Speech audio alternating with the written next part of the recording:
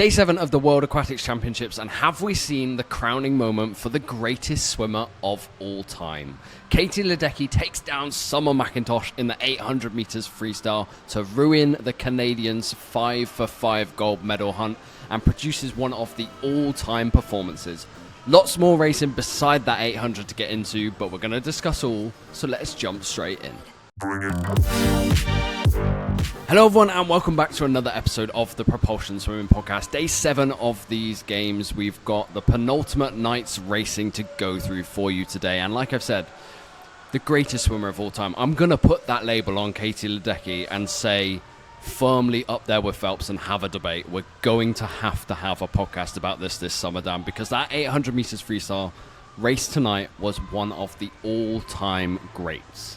I mean, it lived up to the hype, the expectation, and actually, I think we were kind of naive to say it was just a top 2 because Lani Pallister had the swimmer of her life. We'll dive into it. We'll start with that race, but there are many finals to talk about as well. Yes, now before we start talking about that 800 meters freestyle, I do want to let you guys know that the Propulsion Swimming Podcast is brought in partnership with One Float Aquatics out in Summer Bay, Egypt, the newest training destination for your warm weather training camps on the Red Sea. And if you're interested in booking your next training camp, you can follow the link in the show notes of this podcast, which will take you over to Sports Abroad. Dan, we've been doing these reviews in chronological order, but where needed, like with Leon Marchand's 200 meters IM semi-final swim, we're going to bring up the big race. And I want to bring up this 800 meters freestyle first. It was the last individual race on tonight's program. It's going to be the first one we discuss because it was an absolute epic. And before we get into Kaylee Ledecky versus Summer McIntosh, the implications that has, I'm going to put some respect on Lani Pallister.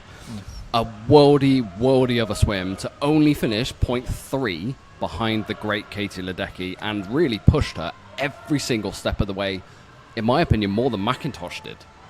Yes, I think so. I've kind of done a notes that makes absolutely no sense because I was trying to follow it 100 by 100, but actually I'm just going to go off memory here. And there were times where I thought Lani Pallister is going to push on here. Like I thought, based on like the 1500 she did not so long ago, that she kind of faded after 4, maybe 500. And I thought that might be the same, but she didn't. She really challenged Ledecky and McIntosh at that point as well, to the point where, like you say, 0.3 behind the greatest 800 freestyle of all time and the greatest freestyle of all time and arguably the best swimmer of all time. A fantastic swim. I don't know what else to say about Lani Pallister. She's just had the season of her life because she was amazing at Aussie trials. She's done even better at Worlds, and being only 23, I believe she is, she could even pose a problem to Ledecky in 3 years' time as well in LA, as well as Summer McIntosh. So mega exciting for future bouts between these three. That's what I was going to say. This is not a 2-horse race in the future. This is not a 1-horse race in the future. Lani Pallister is in amongst this. And do you know what? LA 2028, it's 3 years away. She's in the fight. Like I genuinely think over the next few years, she will give Ledecky an absolute run for her money, whether that means dropping the 1500 and just concentrating on the 4 and the 8. She swam an amazing 200 meters freestyle for the Australian relay for the 4x2. This is a phenomenal swim. I think she was arguably the swimmer of Aussie trials leading into this meet, and maybe we didn't give her enough respect, like heading into previewing this event, because of what McIntosh, because of what Ledecky had done. But 8:05 is a massive personal best, and that's huge. She raced the race as well as the personal best. Yeah, and maybe that's what brought that time out for that performance out of her, because the pressure, I think, was all on, let's say, Ledecky, because she's the one with the history in the event, the one who's defending champion, and McIntosh, because everyone's thinking that this is the chance to actually get one over on Ledecky. And so Pallister went in as a bit of a dark horse, I guess. No one expected anything from her, maybe, but she's pulled out an absolute worldie there. And it used to be Titmus as the number 1 800 swimmer. Now Pallister's like 6, 7, 8 seconds faster than Titmus now. So I suppose you throw those 2 Aussies in there, maybe there's a 4-way sort of tussle in 3 years' time. So suddenly this event is absolutely electrifying. Like I was messaging as we were watching, and I'm like, I've never been so excited for a distance race or any sort of race for a long time. Probably before like Brits in Olympics, Paris and Tokyo and stuff like that. But this was a mega exciting race. Oh, absolutely. I was more excited for this than I was the men's 1500 in Paris. And that was a worldie of the race. Having, like, Dan Whiffen just won the 800 free go and Bobby Fink. and Pallister and Eri. That field was insane, and that was chasing a world record time as well. This, for me, I was more excited. I was looking around this poolside that I'm at right now in Ponds Forge. I was just going, why has this venue not stopped to watch this race? This is, in my mind, this was going to be one of the races of the century. Like we've previously said about Titmus, Ledecky, and McIntosh at the 400 level. It's gone on to the 800 level. And for me, if we start talking Ledecky, this has answered any questions. Any questions that there were. She is the greatest freestyler of all time, the greatest female swimmer of all time, and I'm going to say the greatest swimmer. She is right in that conversation now, because this is 7 world titles in a row at that 800-meter mark. And she kind of raced this perfectly. She wasn't chasing the world record, because it was a very, very good world record. She just constantly stayed ahead. Whenever you thought Pallister was going past her, wherever you thought McIntosh was kicking on, she was like, no, my shoulders are going to be ahead of you. My shoulders are going to be ahead of you. And you saw, after she got out of the pool, she had given absolutely everything to this. She came out, she looked shattered. She looked elated, but shattered.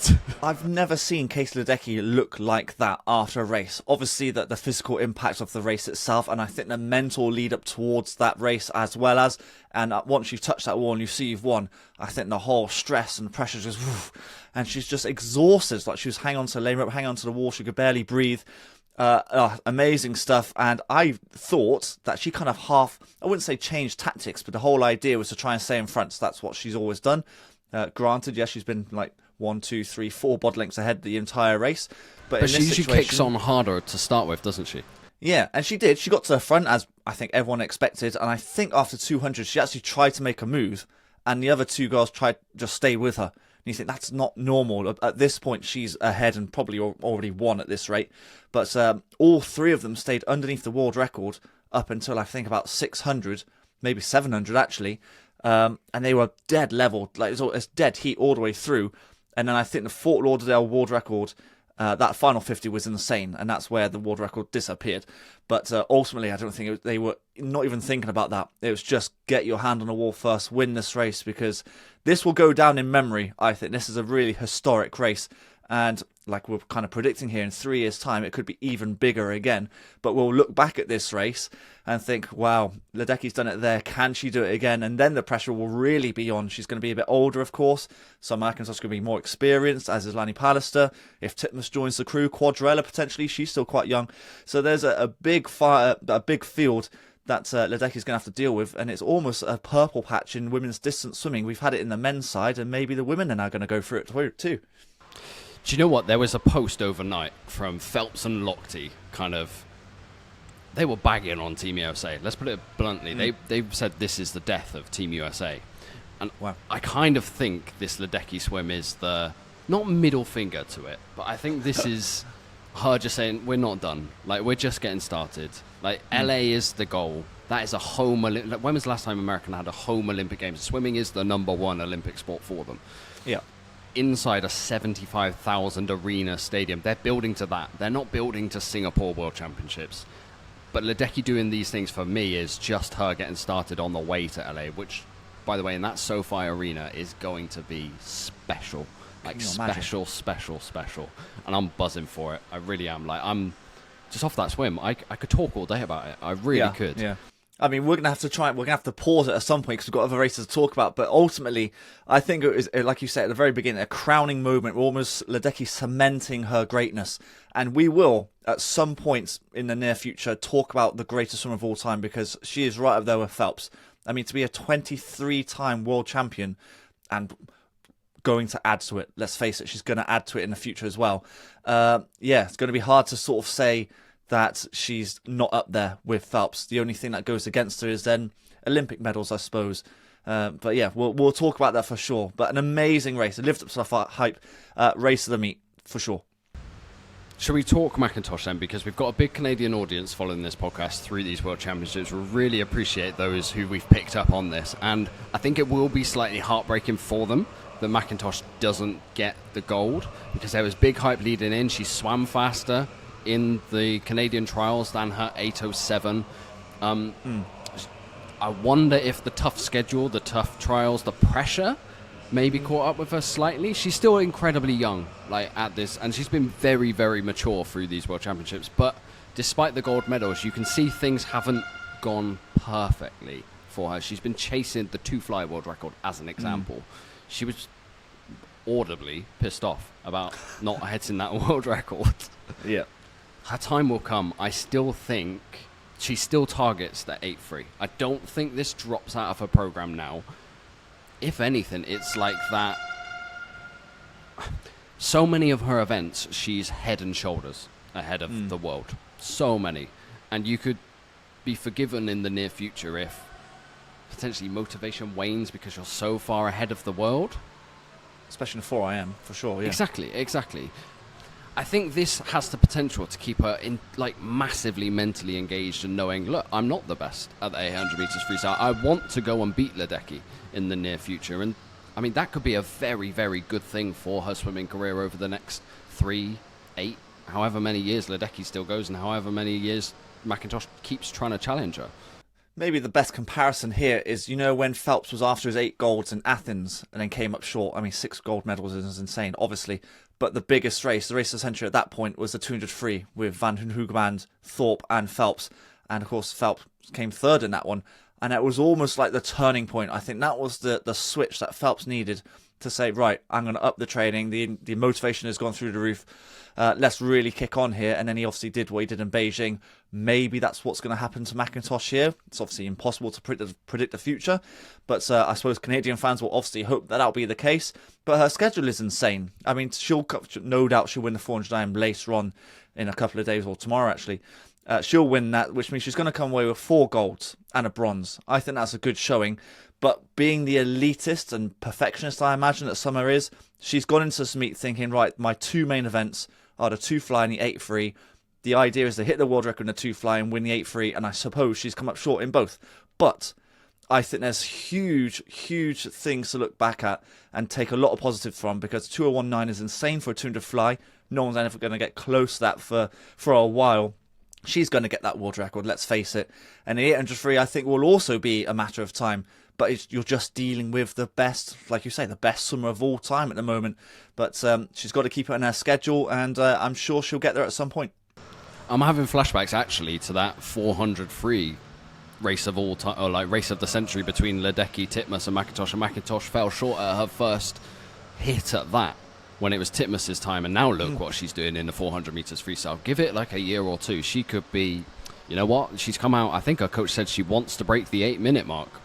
Who knows? I think it could be possible. No, I think the world record is definitely under threat from all of them right now, based on what we've just witnessed. The sub 8 minutes seems far-fetched, but listen, these impossible world records are getting broken at the moment, so I wouldn't put anything out the realms of possibility. But she's one to watch out for, obviously, but I do think mentally that she'll need these, let's call them losses. They're not losses, but I think in her head that she'll be a loss, and she'll want to really put these right in, well, maybe even next year, or the 2 years, the next World Champs, but certainly in LA. And I think this will be a good thing for her when she looks back over her career, I suppose. Hey, look, we've got the exciting thing of Commonwealth Games in Glasgow and Summer McIntosh to look forward to there. And Yeah, Lani true. Pallister again. Actually, that 8-free at Commonwealth Games is going to be a fun battle now. Absolutely, for sure. Right, let's move things on then to the other finals of the night, because we spent far too much time talking about 800 meters freestyle, albeit the greatest swim, not the greatest swim, albeit one of the races of the meet. Women's 50 meters butterfly, Gretchen Walsh wins this, the only swimmer sub 25 seconds in a 24.83, a fantastic swim. Like, her butterfly technique is so strong, and she was always going to be, in my opinion, the best of this field. She is in a different world right now for butterfly swimming.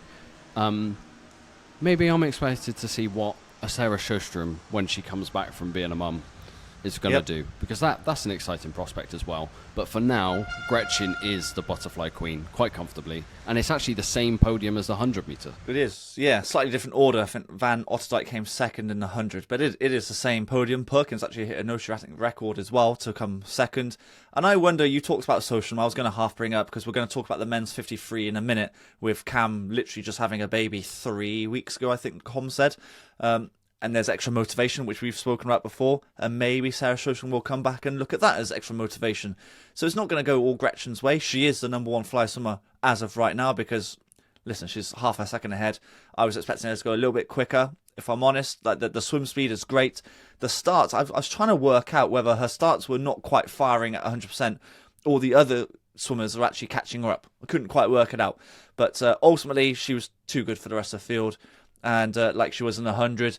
But it's good to see other swimmers that are getting kind of close to her, I think. Van Natsdijk has had a bit of a breakout meet, actually. So looking forward to how she progresses as well. And yeah, Gretchen should be pretty happy, I suppose. I think pulling out of the 100 free earlier in the meet was probably, looking back, the correct move. Yes, I agree. Men's 50 metres freestyle then. This was won by Cam McEvoy in a stunning time of 21.14. That is massive. Like, it's super fast. For me, kind of heartbreaking Ben Proud doesn't win this with a 21.26 because that's his 4th fastest swim ever, thanks to Pool Boy stats. Ben had Cam off the start as well. We said leading into this meet, actually Cam might be right up there now as the 2nd best starter in the world behind Dressel when Dressel's at his full pomp. Ben had him. Ben had him to 15, and Ben looked really good. Just the speed of Cam McEvoy just got him in the last 5 metres. Yeah, actually, I think the middle portion of that 50, so your 15 to, let's say, 35 area of the race, that's where Cam made his move, or that's where he's so good. I mean, there was a brilliant underwater shot of the whole 50, actually, from start to finish underneath the water, like staring at his stroke underneath the water. And this technique is amazing. There's barely any hip movement, just incredibly strong. The comms was saying that most of his training, as we all know, is land-based more than water-based. And to go 21.1 is sensational, honestly. But no one can challenge him on that middle portion, let's say middle 25 of the race.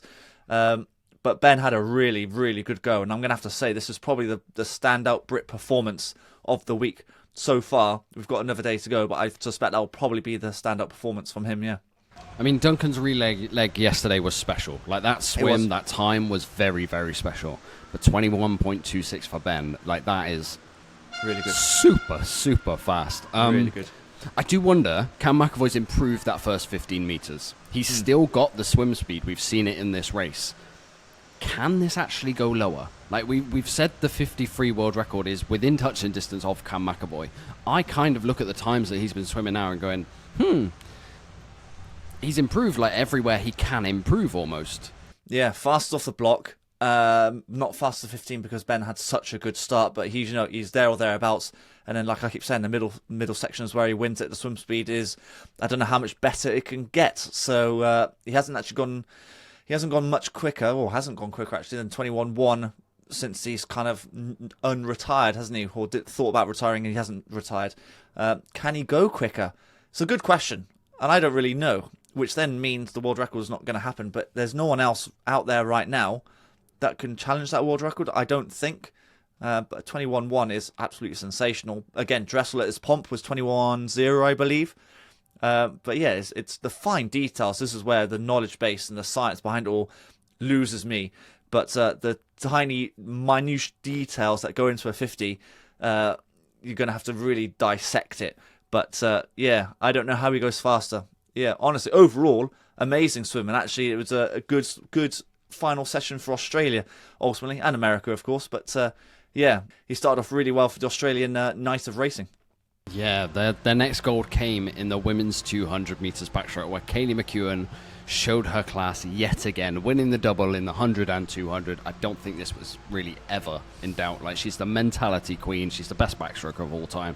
A 203.33 is fast. Really good. Really fast. One of the commentators on our podcast, I think yesterday, said potentially Kaylee's going after the world record and has got a shot given that she PB'd in the 100, which went under our radar slightly given like the spectacle of that race. She's looking very good, albeit she's had a quiet year heading into these World Championships on all of her times hitting that she's been at Aussie trials. She's been faster previously is what I'm trying to say. But she was under world record pace at the 100, and you saw afterwards, she put absolutely everything into this. I don't think at these games I've seen a swimmer in more pain. at the end of a race. Well, she didn't even do an interview because off she did camera, obviously. I think she did a Brody Williams. Yeah, it probably wouldn't surprise me. Yeah, Brody Williams in a bucket. Yeah, that's probably what happened there. And she did come out looking very pale, so I'm assuming that was just full-on lactic and the effort that she's put into to get that time. Because it looks like the pressure doesn't get to her, but I'm sure it does, because the competition from those American girls is massive, especially from Regan Smith. That rivalry's been going now for 5-6 years or so, but they just can't get the better of her. Like, especially on this 200. I think this is Kaylee's, we keep saying it. The 200 is her speciality. The only way they're going to beat her is in the shorter distances, but Kaylee's pacing is just far too good. Like, they're level with a 150, but the 50-meter last split, she just hits the same time as what she's been doing over the last 2 or 3 50s, and they can't live with it. And yeah, I don't know how you beat. I think she's the best backstroker ever, and I don't know how you beat her. Oh yeah, if I'm honest. Yeah. I actually thought Regan Smith swam that 200 backstroke really, really well. I think her being the opposite side to Kaylee McKeown was really, really helpful for her. You look at the 150 mark and you're like, you've done everything you need to do. You're there. You're on Kaylee. You're ahead of Kaylee for most of that first 150. Yep. Her turns, actually Kaylee's turns were better than Regan Smith's. They were. But Regan Smith with a 204.29, it's so far ahead of the rest of the world. Like, she's beaten Claire Kazan by almost 2 seconds. Yeah. But then she's been beaten by almost a second herself. It's just, I mean, Regan Smith's 4th silver at these games. You kind of feel bad for her, don't you, a bit? A little bit. I don't want to say that because she's a professional swimmer. She's an incredibly world-class athlete. But you're getting like Laszlo Che vibes. You're just in an era of the best of all time. And like Regan Smith's two or 3 events, the 100 back, the 200 back, and the 200 fly, you're just looking at the greatest of all time against you. Yeah, it's difficult, isn't it? We say that about some of our best Brits in certain races. Abby Wood, for example, in the 200 IM. It's like, oh, she's such a good swimmer, but you're dealing with such a stacked event. Unlucky, if you like, but it is just the way it is. I don't know, I'm running out of superlatives for Kaylee, really, at this point. She's going to go to the next Olympics. I'm pretty sure she's probably going to go in favourite for that. Again, 3 years down the line, anything can happen. But Regan Smith, 4 silvers at just this meet alone, plus all the other ones in the past as well. Will she ever get on top of her? I don't know what she's got to do to be able to do that. I think the race that she may get on top of her is the 100. I think that would be where it is, because she's got the world record in the 100. I think maybe next year, or 2 years now, is when they're next going to race against each other. I think maybe you think tactically and go, you know what, I don't want a lane next to Kaylee McKeown in the final of the 100 back. I want my own lane. I don't want her seeing where I am. And just try and swim your own race as best as possible. That might be the answer. I mean, maybe she does do that, but maybe it's just the presence of Kaylee being in that race. I don't know. We can't look into Regan's mind, obviously, but she's dealing with an absolute monster, and they've got this rivalry for, again, another probably 5 years or so. So it's a good rivalry to have, and it should be really on par with the 800 rivalry that we've just talked about for forever. So, it's a good one to keep on top of. I really enjoy the women's backstroke events. They are something really, really special to watch. Yeah. Men's 100 meters butterfly. Again, had this 800 free not happened, this would have been one of the races of the games as well. Maxime Grousset, I'm quite smug, does the fly double. I called it going into these world championships. He hits a 49.62, second fastest time ever, faster than Milak. This was special. I thought he took this out slightly too fast. And especially when he glided at the finish, I got a bit twitchy because Ponti was closing really fast, and both Grousset and Ponti go under 50 seconds for the first time. We don't quite get the full sub-50 podium with Ilya Karun just missing it in 3rd.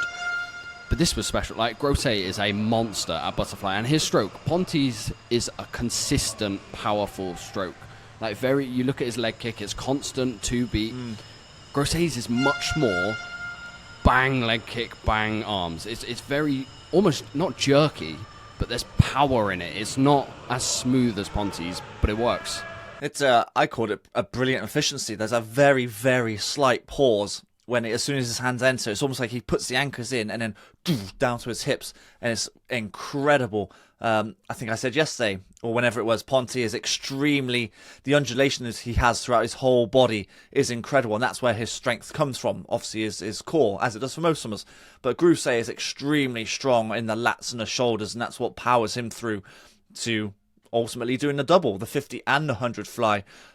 He did have to hold off on all of them coming back. Leander was coming back, just misses his sub 50 as well. Karun was coming back, Ponty was coming back.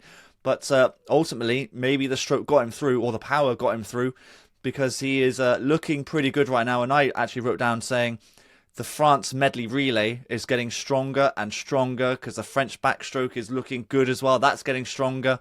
Marchand, I think, will do the breaststroke.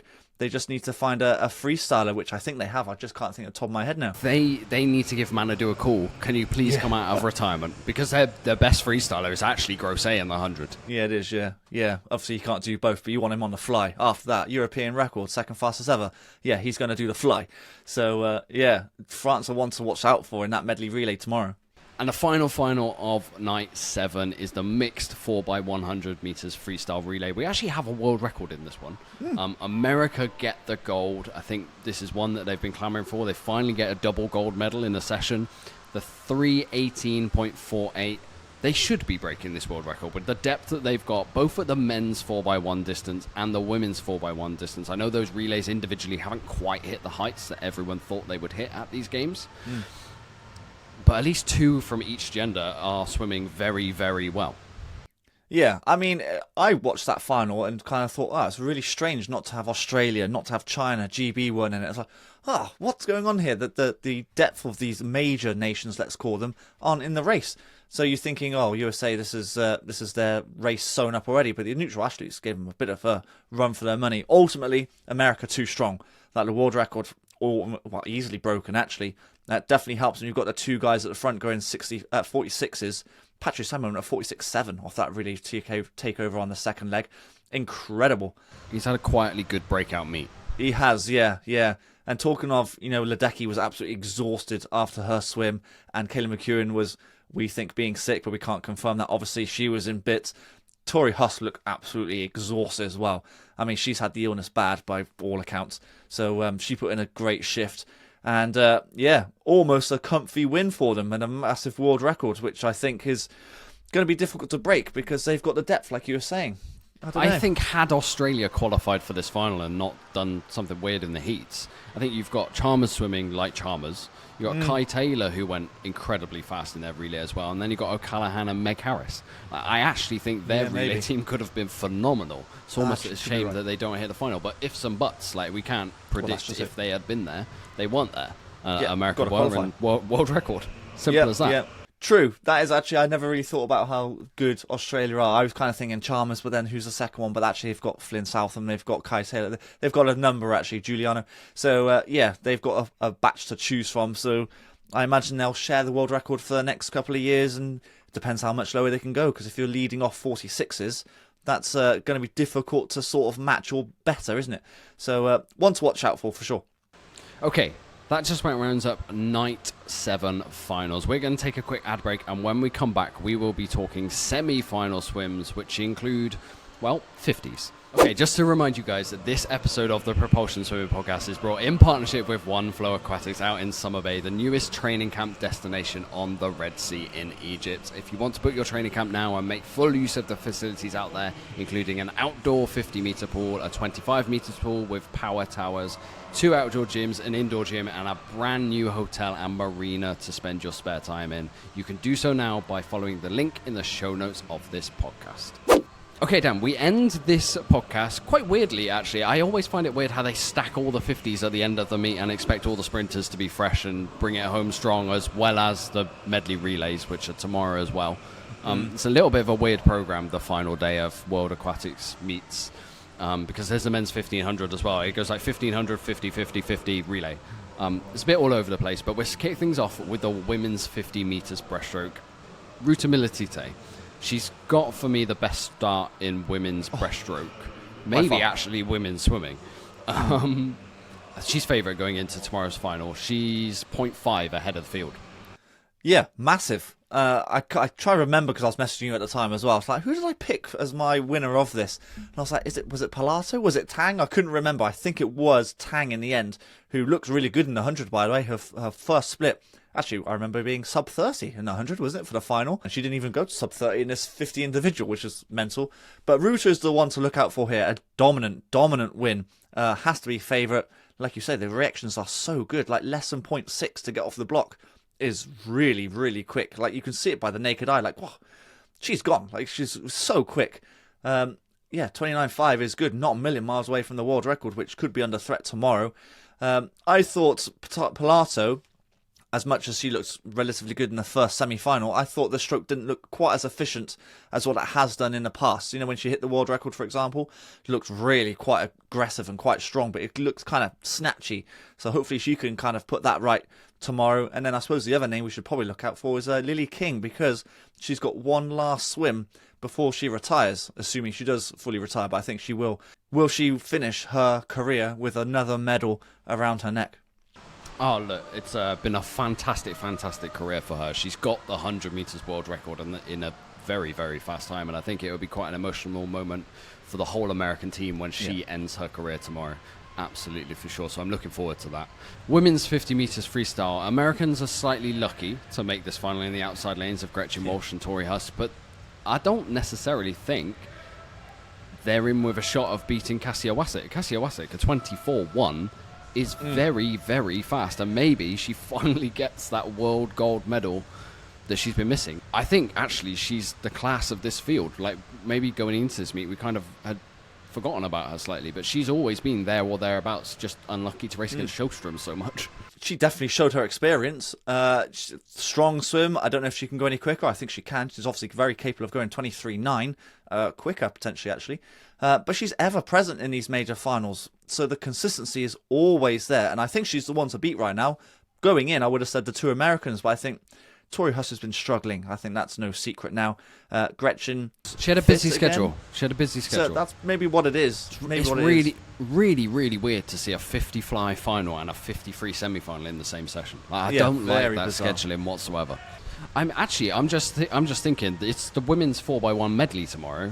You're going to want Gretchen Walsh and Tori Huss in that fully firing. Yep. They're both in this 50 free final, and they've both had busy schedules. It's not ideal.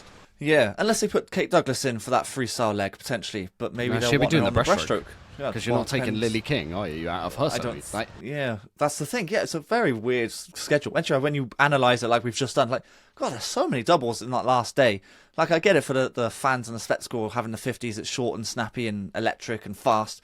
But yeah, for these swimmers, it's a bit of a killer. So I don't know how the Americans are going to do it. Maybe they were trying to save themselves a little bit, but it's very difficult to save yourself over a 50.